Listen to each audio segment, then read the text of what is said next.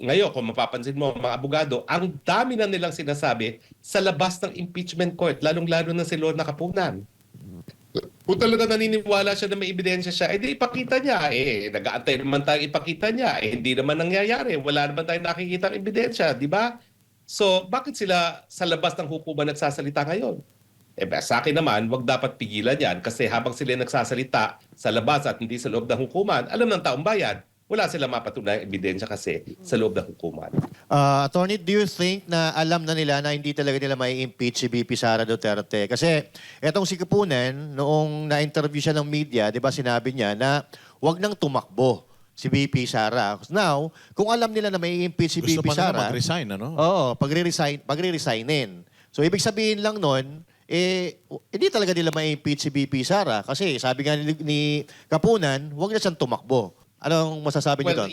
Yan ay manifestation na nahihirapan silang patunayan na nilang kaso. Si Lorna Kapunan din ang nais mag-introduce ng mga acknowledgement receipt na hindi nagkaroon ng stipulation ng depensa. Iisa-isahin niya patutunayan ng authenticity niyon. 5,000 ata yung mga acknowledgement receipt na yun eh. So kailan pa matatapos yan? Kaya alam nila na mahirap itong pinasok nila. Ang buong akala nila sa simula pa lang doon sa grave threat, maniniwala na ang taong bayan na may pananagutan si VP Sara. Nangyari nga, lalo pang tumaas ang trust rating at approval rating ni Inday Sara. So paano ngayon yan? Dapat, ngayon kung mapapansin mo mga abogado, ang dami na nilang sinasabi sa labas ng impeachment court, lalong-lalo na si Lorna Kapunan. Kung talaga naniniwala siya na may ebidensya siya, edi ipakita niya. Nag-aantay naman tayo ipakita niya. Hindi naman nangyayari. Wala naman tayong nakikita ng ebidensya, di ba? So, bakit sila sa labas ng hukuman nagsasalita ngayon? Sa akin naman, wag dapat pigilan yan kasi habang sila nagsasalita sa labas at hindi sa loob ng hukuman, alam ng taong bayan, wala silang mapatunayang ebidensya kasi sa loob ng hukuman. O dahil po ba, attorney, dito sa pagsasalita nila dito sa pa-presscon, lagi silang may presscon yung mga congressman.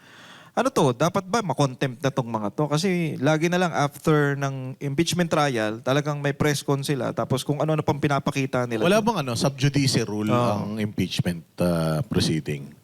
Sa akin, hindi ako naniniwala dyan. Kasi ang sub judice naman, talagang intention yan para wag mong impluwensyahan yung mga magdidesisyon. Sa akin naman, hindi pa para ma-impluwensyahan yung mga senador na yan. Doon sa 13 ng mayorya, kahit anong gawin ninyo, sigurado yan, magko-convict yan. Ang issue na lang nila, saan pa sila kukuha ng 3 kung may bibigay doon sa natitira pang minorya, no, na sa tingin ko, wala na siguro. At kung hindi magbabago ang takbo ng kaso na walang napapatunayan, hindi rin sila sigurado na yung 13 nila iboboto for conviction, ha? Magagaling na politiko yung mga senador na yan. Hindi yan mananalo sa eleksyon kung hindi sila magaling sa politika at hindi magaling ang radar nila sa public opinion. Kapag talaga magpatuloy na walang ebidensya, mababawasan pa yung 30 na yan para boboto sa conviction. Baka mga lahati pa yan.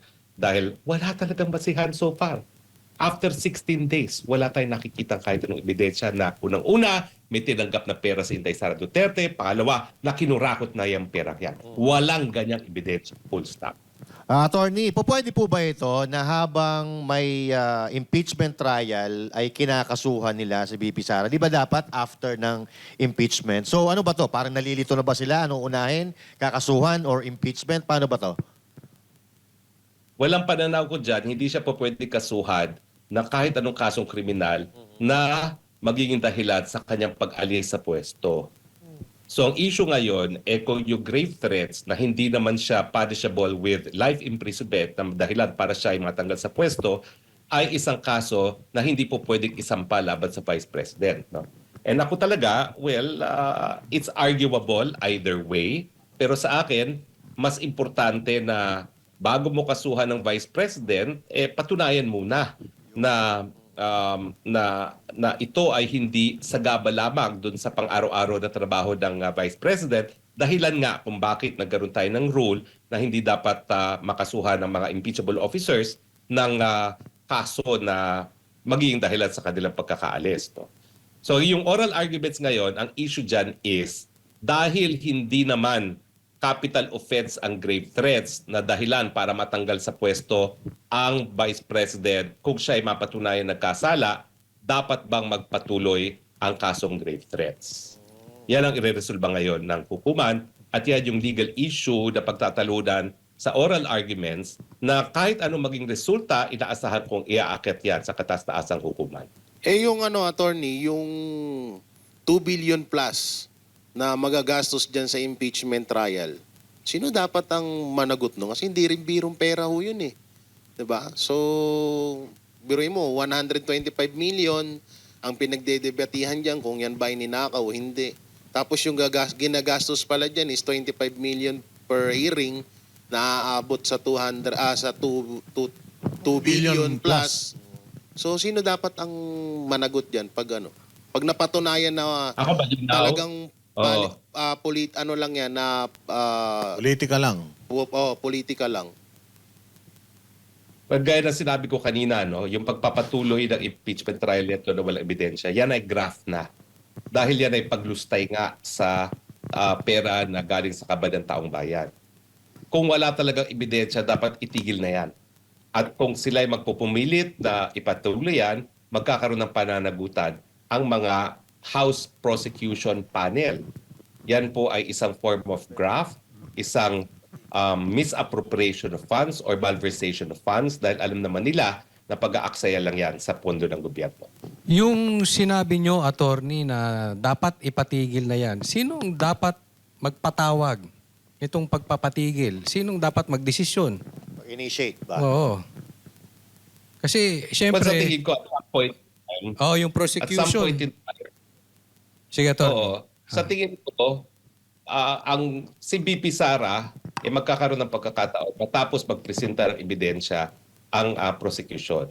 Kasi bagamat wala naman sa rules ata yung tinatawag na demurrer of evidence in criminal cases, suppletory pa rin ang rules of court sa impeachment proceedings.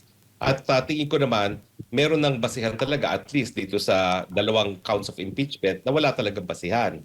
At pwede nang ma-dismiss kaagad, no? So pero siguro mag-aantay sila hanggang matapos ang prosecution na presenta lahat ng ebidensya nila at sila siguro at that point ay magkukonsidera na mag-file ng demurrer to evidence bagamat walang ganyang provision specifically no sa rules of impeachment. Doon lang sa rules of court meron, no. So sa akin, kung talaga magpapatuloy ang ganitong trend, remember graft and corruption ang kanilang pinapatulayan dito sa second articles of impeachment. Walang ebidensyang tumanggap ng pera. Walang ebidensya ng urakot si BP Sara. Kung magpapatuloy pa sila, ano klaseng desisyon ang gagawin ng mga West, di ba?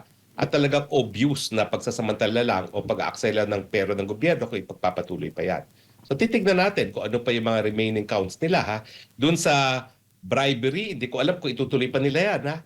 Yung sinabi nila na namigay ng pera si BP Sara sa mga taga-DepEd, sinabi naman ni BP Sara kung saan nanggaling ang pera na yan. So kung ako ang prosecution, baka hindi ko na ituloy yan dahil alam natin na baka kailangan ipatawag ang isang tao, she whose name should not be named, kapag tinuloy pa nila yung bribery count na yan. Kaya lang, attorney, di ba, yung prosecution, sila ang dapat magurong nito. Kaya lang, mapapahiya sila eh. Hindi nila pwedeng admit na hindi nila kayang patunayan. Nakikita naman natin sa mga interview, parang pinapalabas nila na sila pa ang nakakalamang. Lalong-lalo na to si Ridon. Parang kada may press con eh. No, na parang panalong-panalo sila. Pero alam natin yung Alam mo nangyari. Oh. Paano sila mag-exit? Oh, Graceful exit, ika nga. yan ang maganda sa malayang pananalita. Kahit anong sabihin nila sa mga press briefing nila, wala naman naniniwala kasi nasaan katibayan na tinanggap ni BP ang pera, nasaan ang katibayan na kinurakot ni BP ang pera, wala.